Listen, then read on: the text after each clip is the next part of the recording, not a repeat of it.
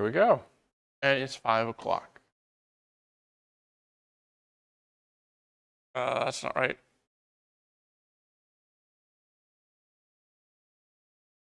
Definitely not be the right slide. Right slide. All right, well, at any rate, it's not January, it's November. There, I fixed that. Right, so the only thing interesting here, self-assessment. There is a self-assessment for this lecture. That will be due Thursday at 5 p.m. There is also a self-assessment for the design recipe set up there as well. That's also due 5 p.m. Neither of those should be super long activities. There is no class next Tuesday. Capstone project code is due on Wednesday at 11:59 p.m. And put a link to a repository that is visible. Me. Guys. I don't care. You can put it in a public GitHub repo on the internet if you want. Put it in the class repo, or you can figure out how to do it some other way. And you submit that through Canvas. Do a link, or you can do an archive. I specified 3 different formats of archive you can use. You can zip, RAR, or 7Z. Don't care. No different. What else here? Let's see. Thursday, next Thursday, not this Thursday, following Thursday, there is class optional final, 75 minutes. Capstone report is due Thursday at 23:59, because that's the latest I'm allowed to have an officially due project. And I won't look and I won't care if it's up to 2 weeks and 1 day later. So you get a fortnight extra.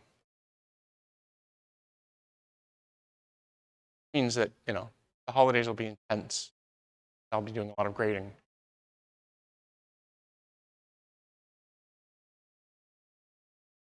Anybody have any questions on that?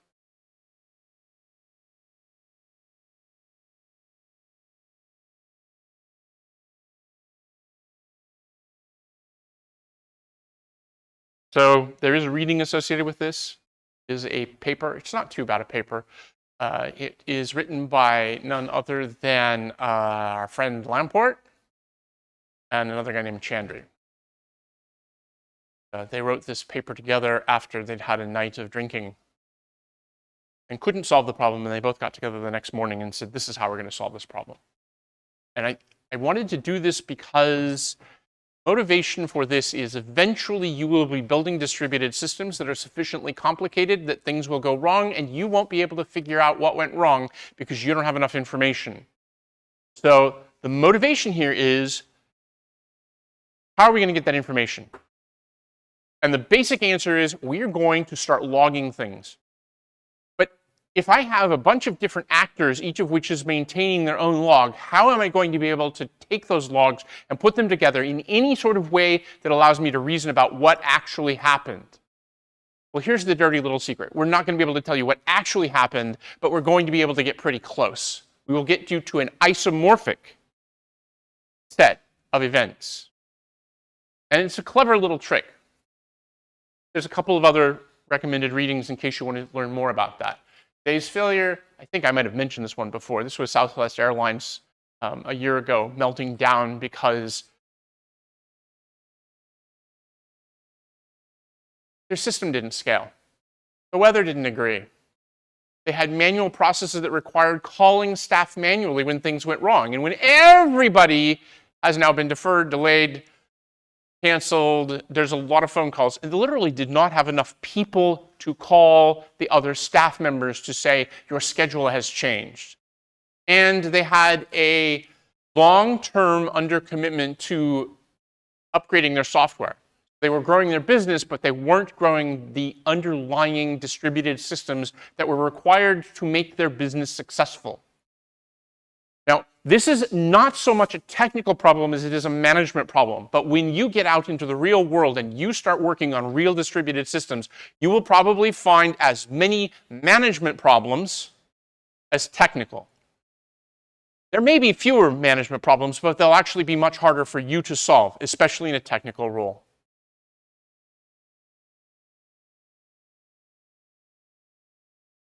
The scheduling software was more than 20 years old. They weren't using anything standard. They were using their own custom homebrewed stuff. Nothing wrong with that, except it didn't work. Whole bunch of links in case you're interested in this. That's it. Talk about this. So this is going to build on things I talked about before. I've talked about schedules. I've talked about isomorphisms. I've talked about the fact that when we have uncausally related events, we don't have any strict definition of when they happened because we can't really determine when they happened. But it turns out we don't care about those because two unrelated events, the order in which they happen generally isn't going to tell us anything about why something broke. What's interesting is what can we do to get around this? What can we do to reason about the things that are causally related that we do know about? So what we're going to do is talk about algorithms for capturing distributed state using nothing more than messages and some state information that we spread around. In a global state model, we have unrelated processes or semi-unrelated processes. We have these processes that are sending messages back and forth. The interesting event from our perspective, from figuring out what happened, is when those messages were sent and when they were received. Kind of makes sense, right? There's no messages flowing in the system. There's nothing interesting going on. So what changes the state of the system is the receipt of messages that ask us to do something.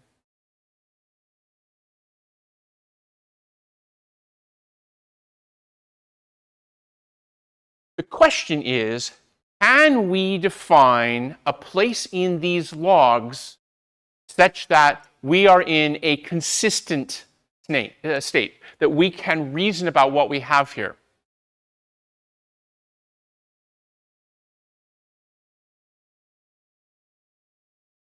I've used this term before. This is just a different slide that talks about the same term. A run is any valid sequence of events. In our system, the messages are the events.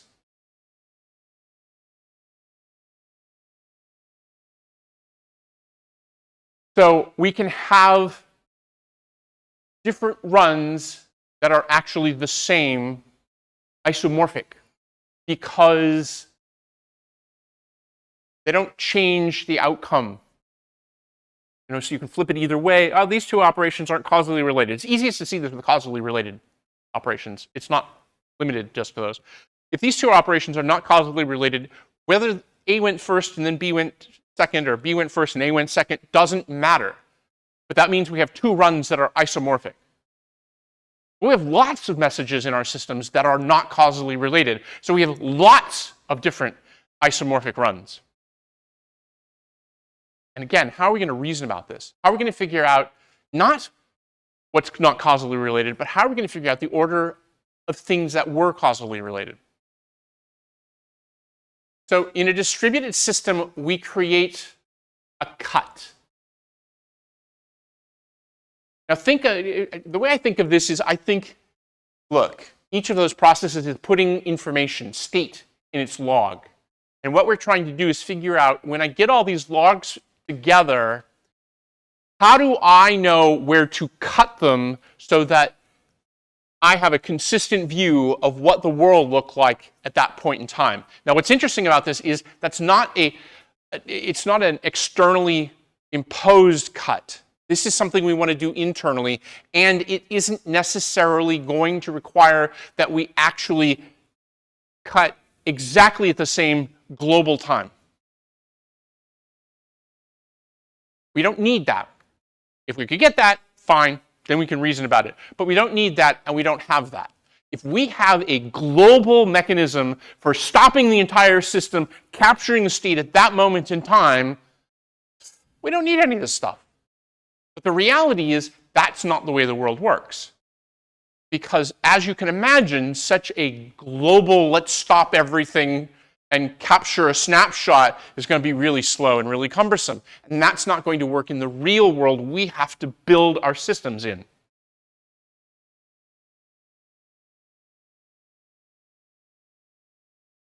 A consistent cut is one that preserves causality. See, what we don't want is we don't want to choose a cut where a message is received by something that's in the cut, but hasn't been sent yet by something that's not in the cut. Ah! I've time traveled. One process hasn't sent the message yet, but another process has received it. That's what I want to prevent.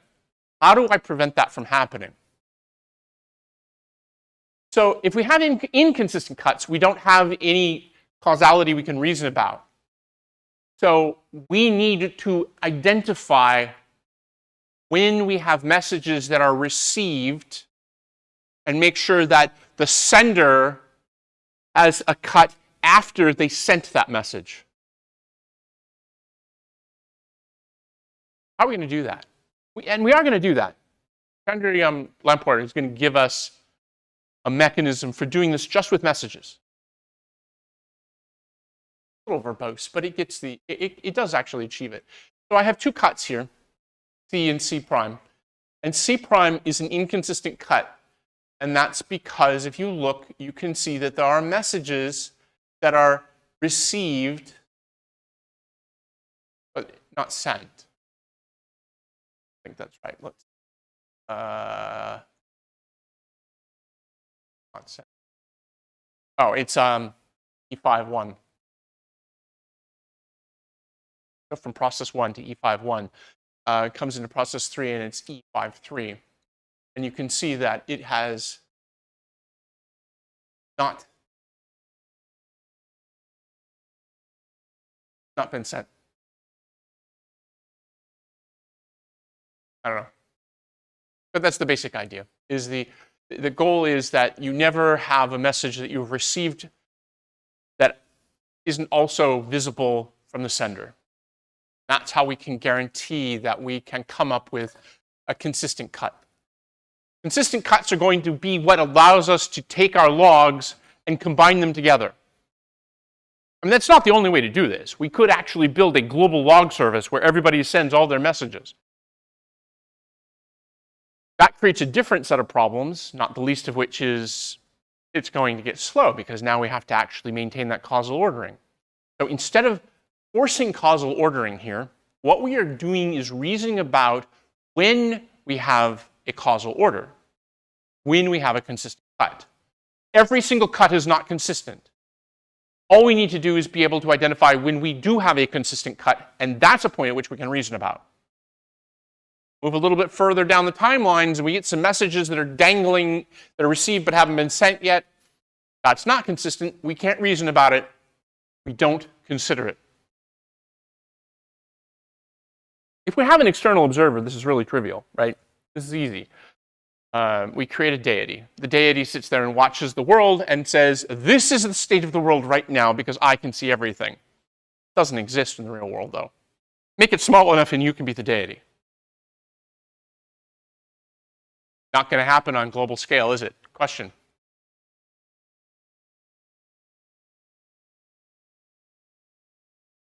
No. It doesn't actually mean the same thing as database consistency. Similar, because it means that we can reason about the causal relationships, but it's a different use of the same word. Because we're in computer science, and why invent new words when we can reuse old words to mean something completely different than we used last time? Or my favorite, which is when we use words and then slowly over time the word takes on exactly the opposite meaning that it started with. You look at the sort of natural language meaning and you go, well, that says it's fast. And I have an example I used to use in class all the time. That says it's fast, but in fact, it's not. It's slow. So why did we call it fast? Well, because at the time we thought it was going to be fast. It turned out that we were wrong. But we don't change the term now because it's embedded in code. Global snapshots are consistent, easily created if we have a global observer, not practical in the real world. So the question becomes, are we screwed? Can we get anywhere here? Can we actually come up with a consistent cut without a global observer? If we don't need a global observer, then hey, we've solved the problem. And that's a lot more useful than saying, well, we're going to slow everything down so we can actually see it. Have any of you ever had to debug a problem? Have you ever had a problem that you're trying to debug go away when you run the code under the debugger? Yeah, isn't that the most frustrating thing? You just pound your head into the wall and go, why are you doing this to me? Heisenberg, right? You observe it. You change the ordering of events. You change the causality. It disappears. I've talked a lot about failures. In the end, you will realize, and I hope that it's become pretty clear here, the systems that we build are so complicated, we cannot test them to the extent they will be used in production. I have personally had to fix bug reports for machine configurations that I couldn't even afford to buy. Oh yeah, I got a 72-core computer here, which is no big deal these days, right? You can go get a 96-core Threadripper today. But this wasn't today. This was 20 years ago. And you're like, what, 72 cores? Actually, it turned out it was only 36 cores. He had two 18-core processors and hyperthreading on them. So he had 36 cores and what looked like 72 processors. And of course, we built the code. I think I've mentioned this one before. We built the code to handle 64 because that was the hard-coded number at the time. And somebody lifted it, and it broke. Okay, so you go out and price a 72 processor system, and you go, well, okay, for $150,000, we can reproduce this problem. How are we going to actually fix it? I mean, the short-term solution was turn off hyperthreading, and that fixed the problem, because now it was below the 64 number. And eventually we found that there was a secret undocumented switch that would simulate having more than 64 processors. Yeah. So clearly somebody had run into this problem before.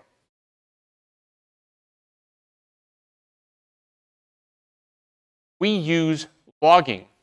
We use these kinds of debugging techniques in order to understand what went wrong, usually after the fact, almost never in real time. In theory, you can actually do real-time analysis.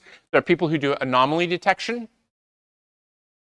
And that is a very specific form of analysis that does rely on near-term analysis of what's going on.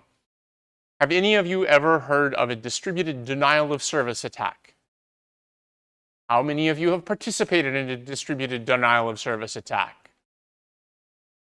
How many of you have unknowingly participated because your light bulb got compromised? I wish I could say I was making that up, but no, there actually was a compromise of a light bulb where somebody figured out they could put a bot on the light bulb and use it as part of a botnet to do distributed denial of service attacks as a service.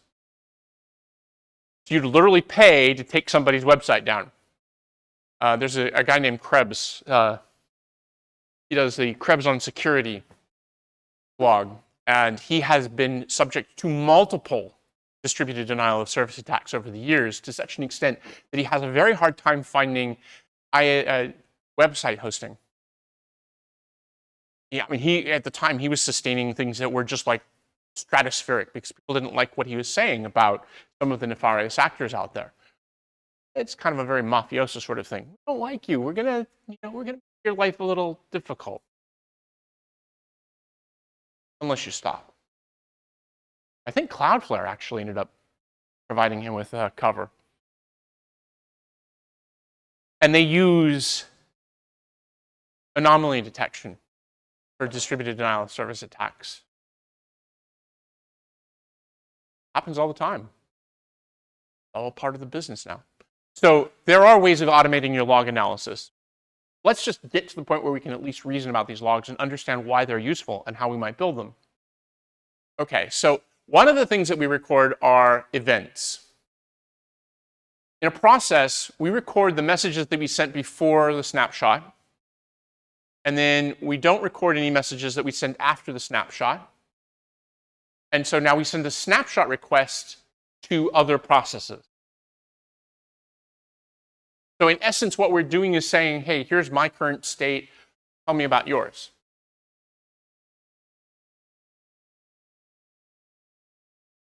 So let's see. We don't want to deny on an external observer. We don't want to have a global clock.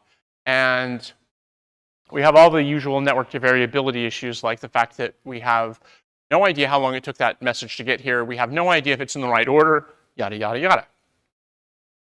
So, i.e., a normal garden variety network. How are we going to do this?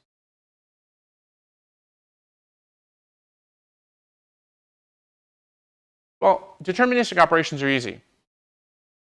There's a clearly defined ordering. This isn't hard for us to do, to reason about and to figure out.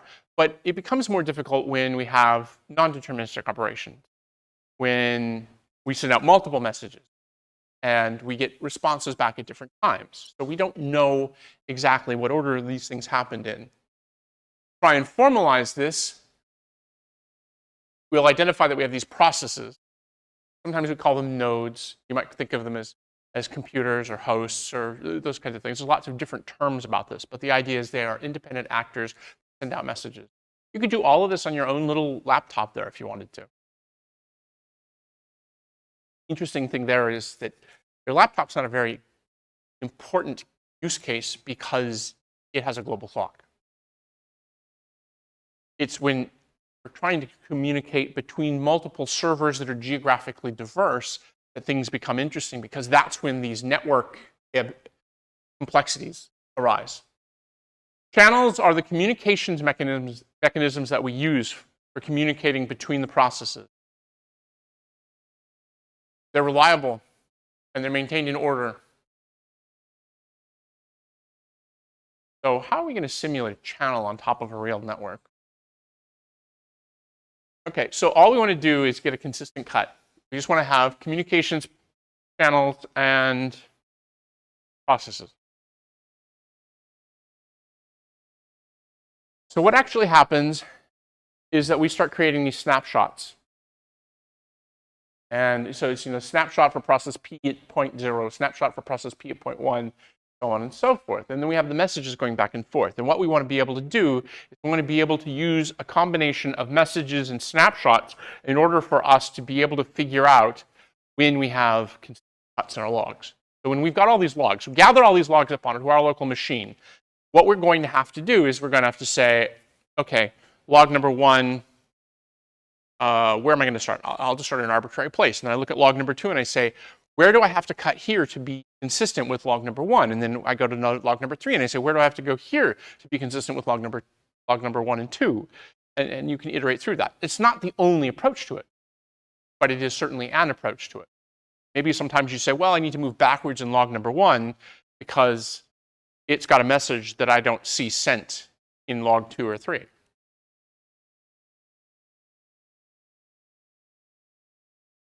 Any process can initiate a snapshot by sending a special message called a marker. And that special message just says, hey, send me a snapshot. Tell me what your state is right now. And by the way, tell me what my state was when you received this. So I put state in that message when I send it that allows me to figure out which message I sent, because I'm going to keep sending these marker messages. That's the reality of the world. And so when I get a response back from someone with their state, I'm going to know what their state is relative to my state, because they're going to have my state and their state in the same message. So when a process receives a marker message, then it sends another marker message with its state out all of its channels. One of those channels is going to be here, back to the original process. And so when I receive that message over here, the marker message, I'm going to actually be able to reason about what the state of the system is a little bit.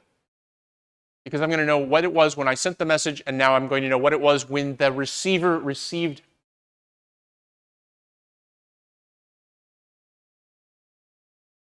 That message, that snapshot becomes complete That snapshot becomes complete when the original process receives the marker message. And now we know that the global state at that point in time was this hideously complicated snapshot of the 2 with the marker message 3. But now we have snapshot.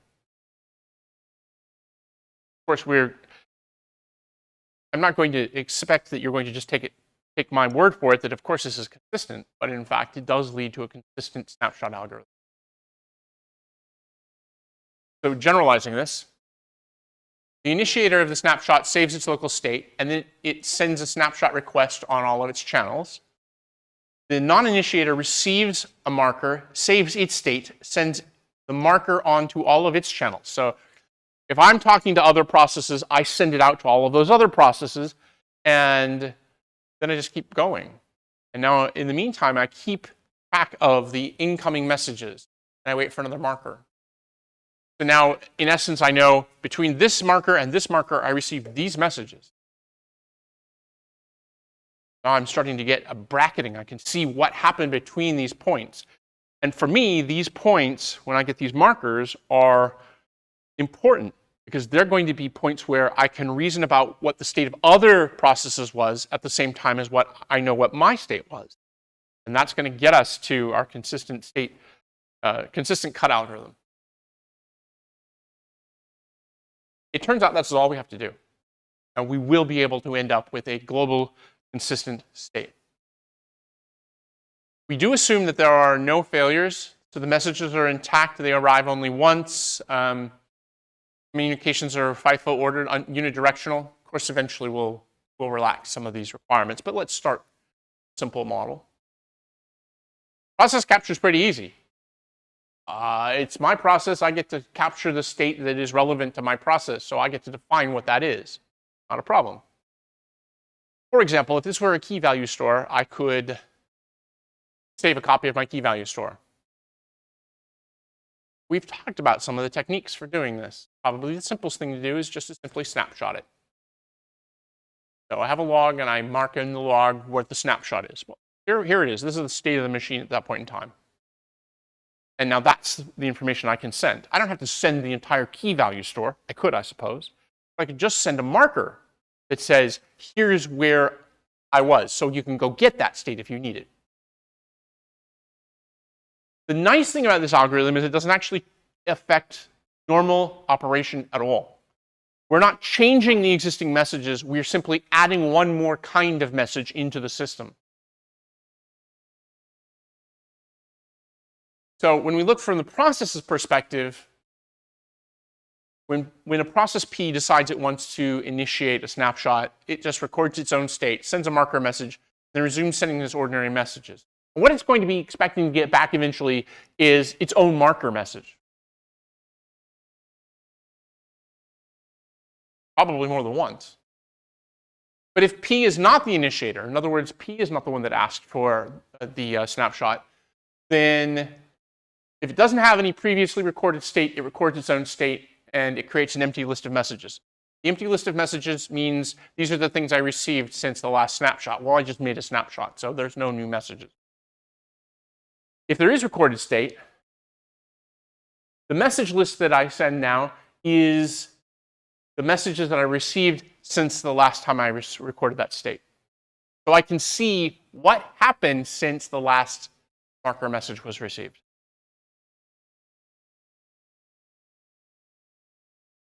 This is, in essence, a relatively informal way of describing the Chandry-Lamport algorithm.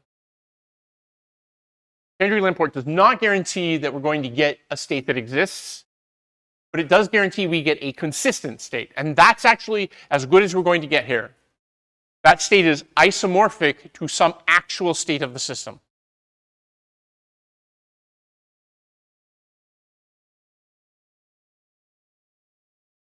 The system may never have actually been in the state that we find. But the only difference between this and the actual state it was in would be the ordering of non-causally related operations. And that's good enough for our purposes.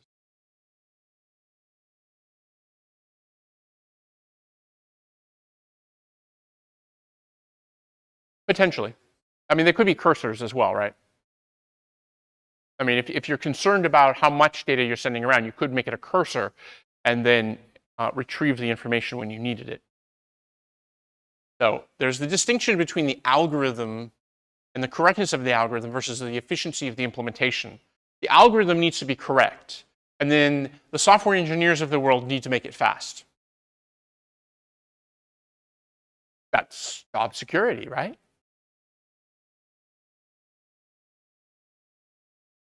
I have mentioned lattice theory several times, and I'm going to mention it one more time. In essence, the reason that this mechanism works is because lattice theory teaches us that there are these things called partially ordered sets, and partially ordered sets allow us to reason about isomorphic runs. This is what tells us that it doesn't matter. The outcome won't change if we use a different isomorphic run. We will end up with the same analysis. And in case you're really interested in this field, I've mentioned conflict-free resolution data types. Conflict-free, yeah. No, it's replicated data types. Go ahead, try to remember all the acronyms in the world. CRDTs, MRDTs are examples of lattice-based data types. You may recall I used these in the eventually consistent discussions we had earlier in this term. The same thing. It is exactly the same thing we are doing here. We are using this lattice theory, but this time we're using it in order to be able to reconstruct isomorphic runs through the system.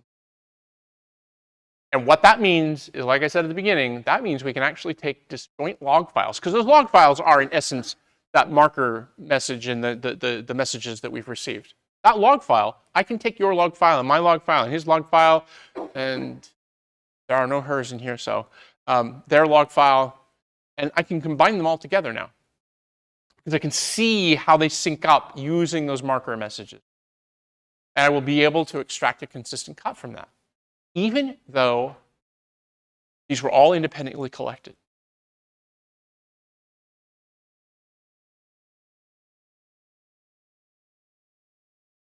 I don't want to beat a dead horse here. The slides were nice because I used these early on last term when I hadn't gone through this over and over again. Isomorphic runs, just this idea that there can be different ways of going through from point A to point B, because there are lots of different paths, but the outcome is exactly the same. We used the same kind of analysis when we did FLP. We talked about it in a variety of different ways. So here's just one more presentation of this. The causal relationships are what we preserve. That's all that matters here. We could have multiple runs that all have exactly the same causal relationship ordering, and that's isomorphism.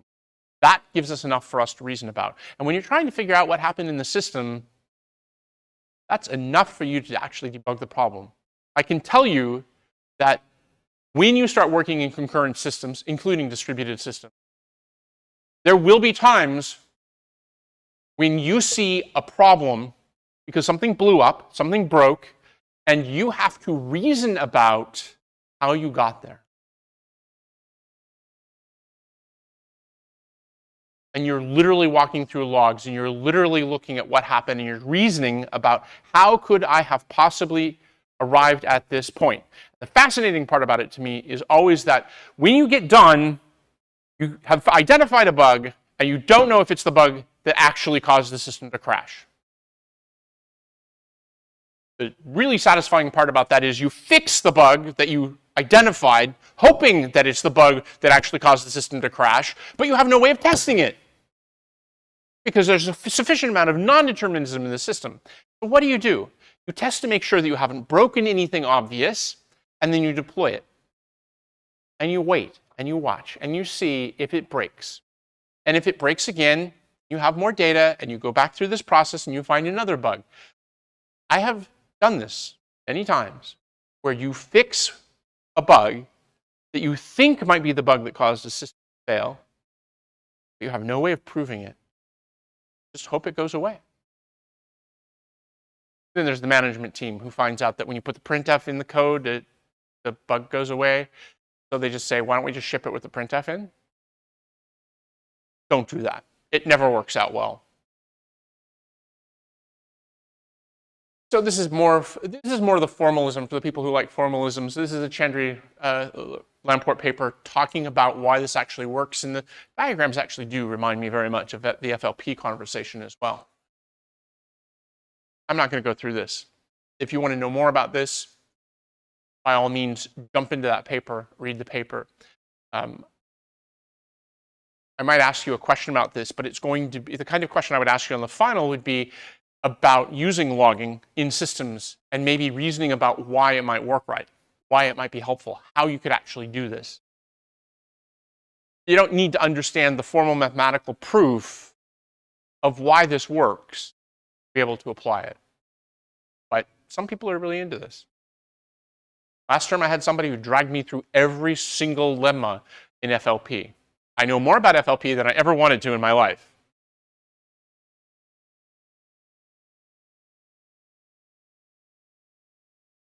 The theorem in the paper says that the recorded state is reachable from the starting state, and the termination state is reachable from the recorded state. That's just how we define isomorphism. We may not have gone through that path, but we could have.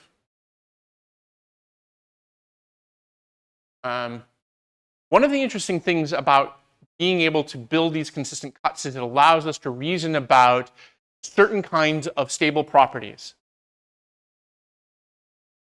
A system is said to be stable if once we reach a particular state, it's the property is true for all subsequent states, which is kind of interesting. Deadlock is a stable state. Not a desirable one, but stable. Yeah, once you deadlock, you're not going to be undeadlocked, are you? Well, not until somebody hits the power switch, which kind of resets the whole thing, and then we don't have to worry about it. Termination, similarly. Once a process dies, you're done. There's no change in the state of that after that.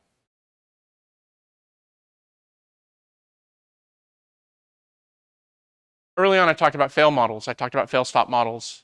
So in a fail-stop model, once a node dies, it never comes back. Those are very easy to reason about, but they're not very realistic. It's a stable state. Fail restart is actually what we mostly deal with. The machine stops, it dies, it restarts, and now we have to fix it. That's not a stable state. So as odd as it may sound, the stable states are usually not the interesting ones.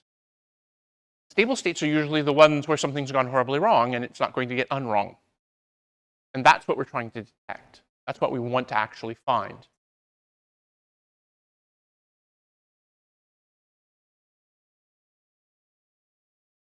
Part of the purpose of Chandri Lamport really was being able to find out when we reach stable states. And the question is, how can we evaluate a property without knowing the system state? If we saw, so if S prime is stable, we know S sub j, which is a successor of S prime, is also stable. And if S prime is not stable, then sub I is not stable. So predecessors are not stable.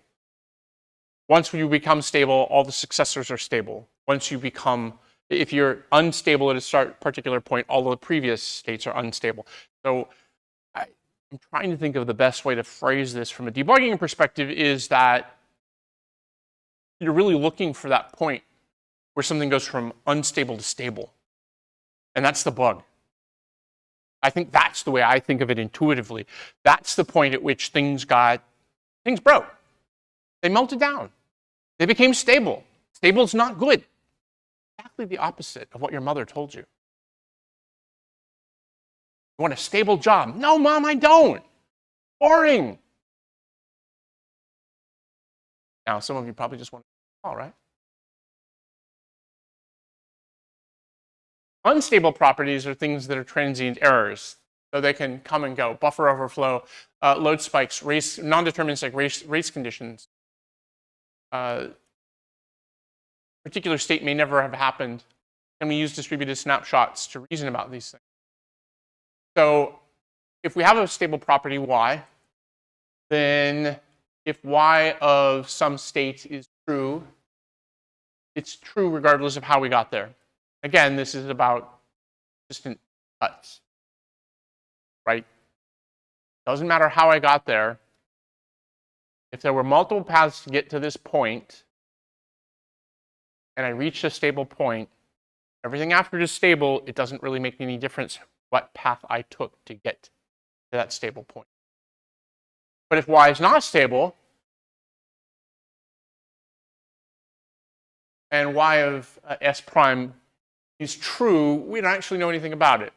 So in other words, if there's some previous state where it wasn't stable, but it's stable later, oh, we don't know what happened. Logs aren't always going to have the information we need to know exactly when that occurred. We were having this ad hoc conversation before class about logging, and one of the things that I have learned is in the practical real world, what usually ends up happening is you have to hit this balance with logging. The more state you collect, the bigger your logs become. The bigger your logs become, the more people complain at you because you're using all that storage space. So you try to keep your logs compact. You try to make them as efficient as possible. But then if you make them too efficient, what happens is then you get a bug and you try to go digging through your log and you find that the state you needed isn't there. So what you end up doing is adding state and then releasing that updated log out to the world so that hopefully the next time that the bug happens, you'll be able to actually see what happened. This is a very interesting balance that ends up going on. And this is the pragmatic side of me talking versus the very theoretical side that's going on these slides. I'm trying to give you the intuitive feel that I have for this material. And that's basically it. And I decided to throw this in because I think that I didn't spend any real time talking about how you could actually get a consistent cut, how you could build an isomorphic run in a real system. And I didn't tell you how to do that, but I gave you some basic intuition about how we achieve that. And I pointed you at the right paper. Like everything in this class, start digging into it and you go, wow, there's an awful lot underneath all of this. This is going to be really hard for me to remember. Why I said, this is fair game for the final, but if I put it on the final, it would be couched in terms of how would I use this and how would I know that this was a valid way of obtaining a snapshot. I think that's the cool part here, is just by using some messages and exchanging some state, I can actually build a globally consistent snapshot in a distributed system without a global observer. That's actually cool, because that's not intuitively obvious.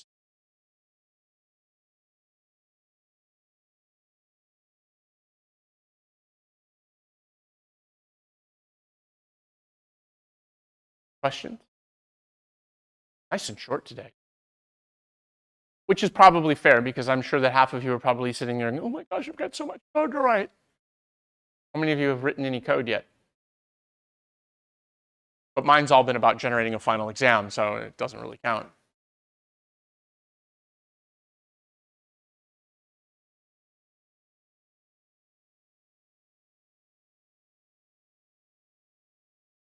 Oh, I mean, yeah, absolutely. You're going to be using, so there are existing packages and you're going to be using state capture mechanisms that already exist in existing individual nodes, for instance. But this would all then you could actually use this in a distributed system that you're building to build on top of what's already there.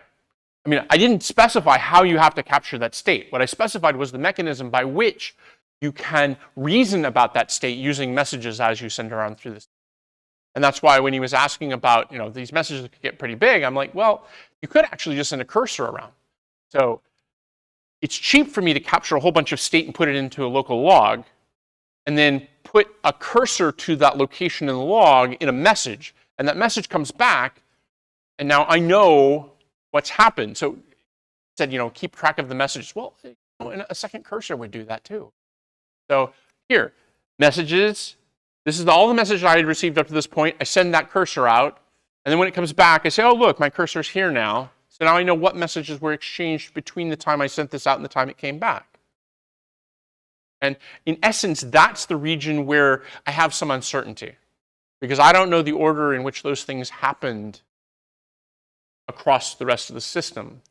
But I can partially reason about it. Enough for me to be able to figure out when I can actually find the logs into an ordering that would be representative of what it might have gone through to get there, to a level that's certain enough that even if it's not exactly the right run, it's isomorphic.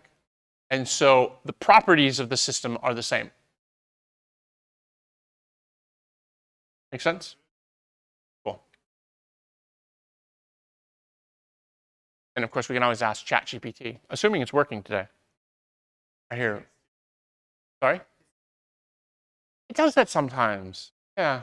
Well, sometimes we all get a little stupid too, especially towards the end of a term. So I'm glad that some people have actually written some code. Of course, the code is not an important part of the capstone project. Lots of good designs. I leafed through quite a few already and did some more serious work. It was certainly better than some of the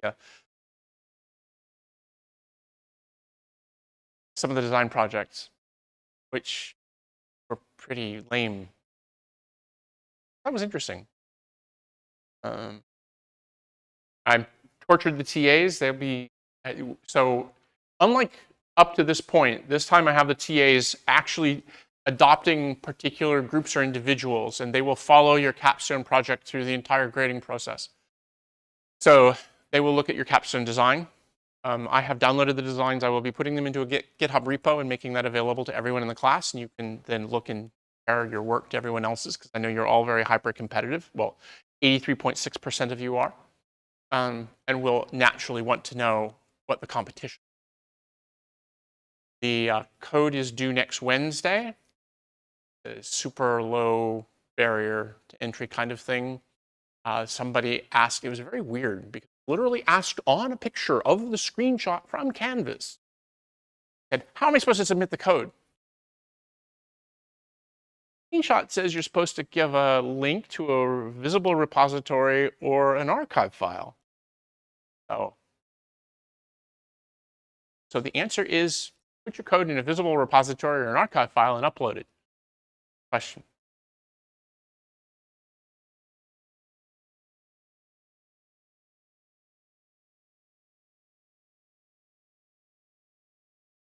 Don't care. Not going to run your code. No. No. I mean, if we look at it, it might mostly be just to verify that you actually did something. Well, they wrote a 2-page design document and a 1-page final report and a 30-second TikTok video for project presentation. I mean, okay. And actually, surprisingly enough, there were 11 people who didn't turn in designs for the capstone, which I guess is fine. You know, if they clicked all the buttons everywhere else, then they're going to get the 55%. And as far as I know, that's passing for any program that requires this as an elective kind of class. Cool. Thursday, so did you notice I put last term's final exam on Piazza? I haven't released the answers yet to it, but I have that, and I will post that. I figured I'd give you a couple of days to dig through that, and then I'll post that early next week. My goal is to have a sample of what the final exam will look like this year, this term, on Thursday. The questions are all written, the scenarios are written, and now I'm just trying to make it pretty.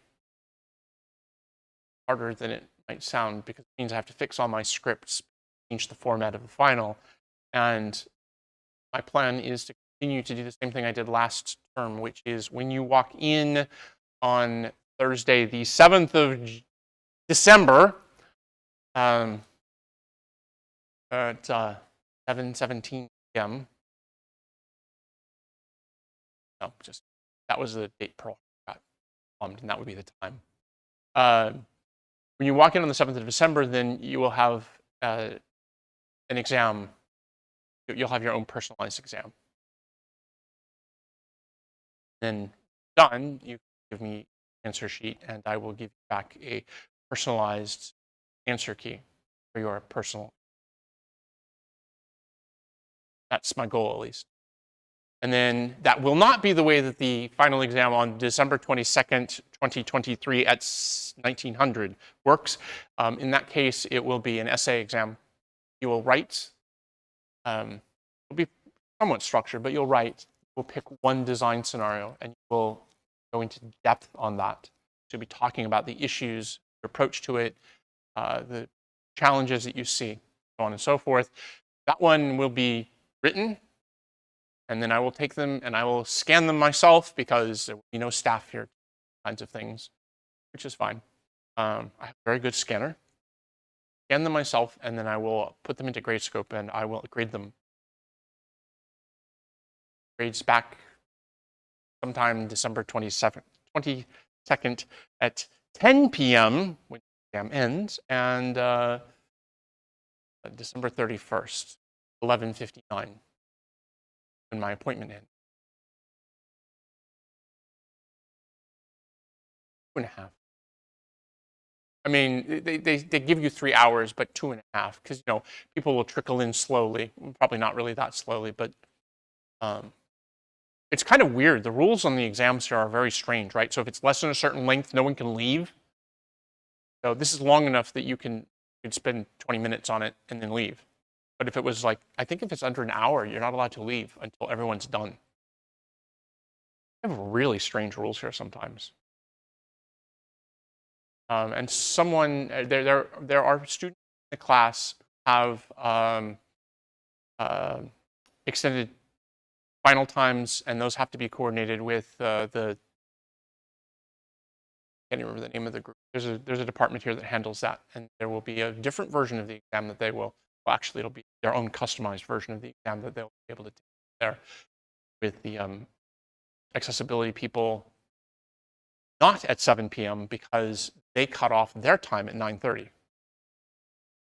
They won't allow an exam to go beyond 9:30. So in order to get extended time, you have to start earlier. Do you have a question or that? You had asked a question. I wasn't sure if I'd answered it properly or not. 2.5 hours, yeah. I mean, you don't have to take 2.5 hours. If you want to whip it out in 20 minutes, that's fine. But if you're going to do it in 20 minutes, why take it at all? I mean, and my goal is to have the grading on the in-class optional final done before the actual final, so you can make the decision on whether or not you think it's worth it. I mean, I'd love to encourage you to say it's not worth it because it increases the amount of grading I have to do, but it is what it is. Question here, question back there.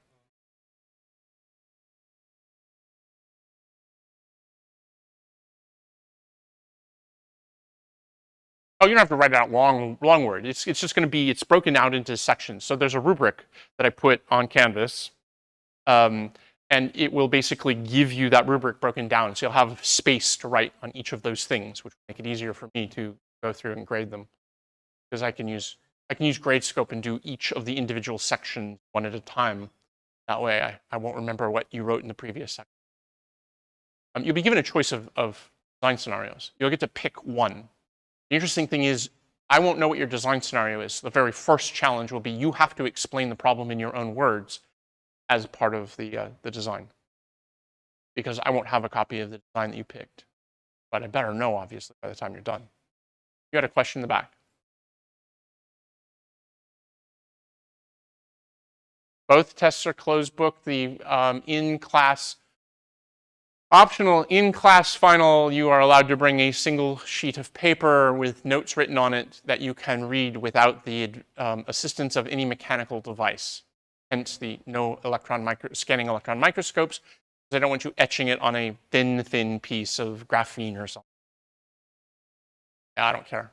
You do realize the point of giving you a note page is not because I expect that you're going to put anything useful on it, but rather because it provides, it is a a mechanism for reinforcing your own learning. Almost all the questions, as you will see, are not going to be answered directly by the readings. They are going to be based upon your understanding of what we've been talking about. They're concept-driven and they're design scenario-based. So literally, as I was telling somebody, I have one that is low Earth orbiting satellites are being used for a content distribution network that your new startup company, Space Y, has decided to create. And it then asks a series of questions about the interesting challenges between your terrestrial data sources and your low Earth orbiting satellites and so on and so forth. And I mean, I had some really cool questions about energy efficiency, but I said, we didn't talk about energy efficiency, so I'll leave those out. But that's the kind of thing. I mean, it's like a half a page long scenario describing what's going on. And then there are questions related to that. 4 true, false, 4 multiple choice, 5 design scenarios. So the goal isn't to make sure that you remember everything you read, because I don't expect you to remember everything you read. The goal is to see how well you can apply the principles to real world like problems, because that's what's interesting about this field. We have hard problems. We've talked about some very interesting techniques. Not a lot, actually. When you come down to it, what have we talked about? Maybe 6 different things. We just keep applying them in different ways. We argue about consensus, talk about quorums.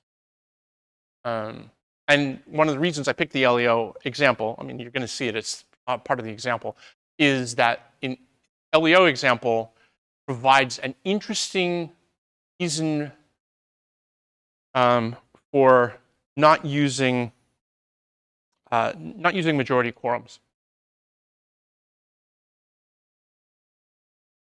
And I mean, there's kind of a whole gamut, whole range of these kinds of questions.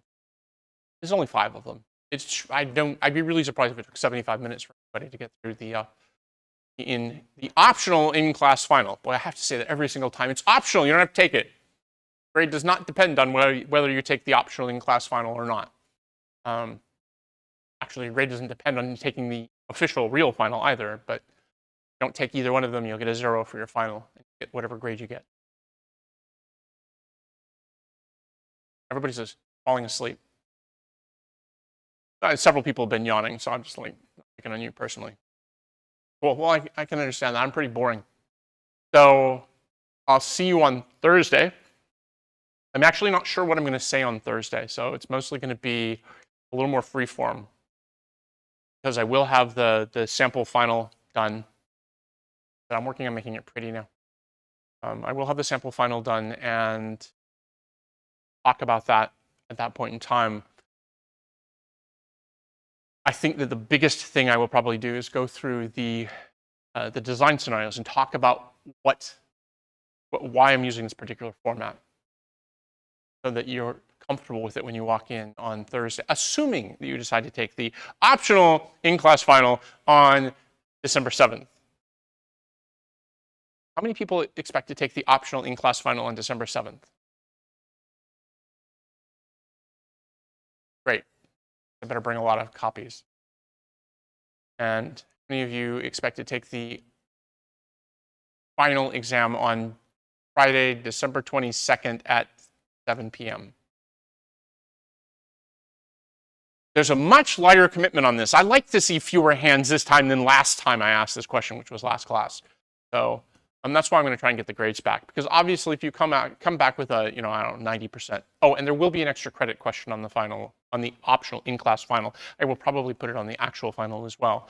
And that question is, if you had to estimate what your grade is on this exam, what would you say it is? And if you are within 0 points, in other words, if you pick exactly the right number, you will get a 5-point extra credit bonus.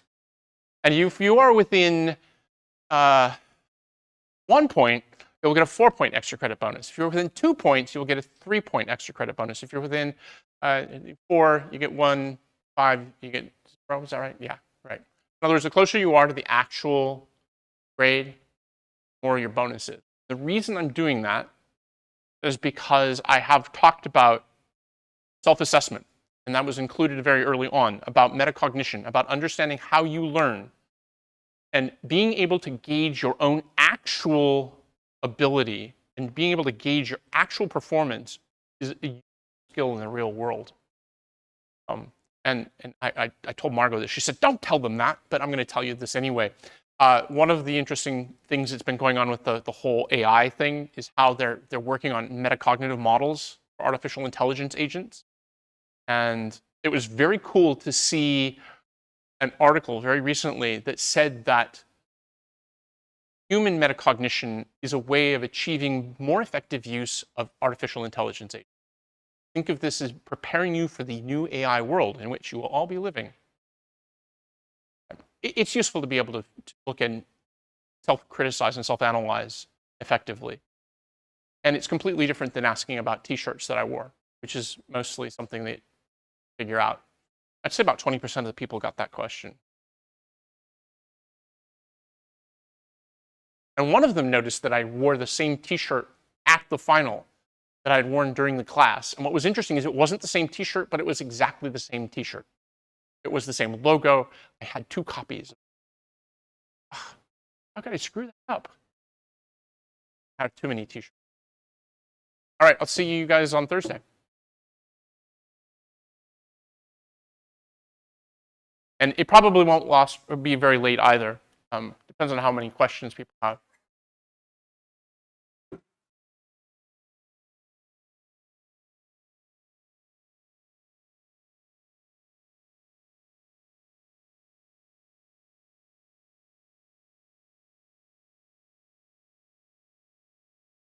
And I'll stop the stream.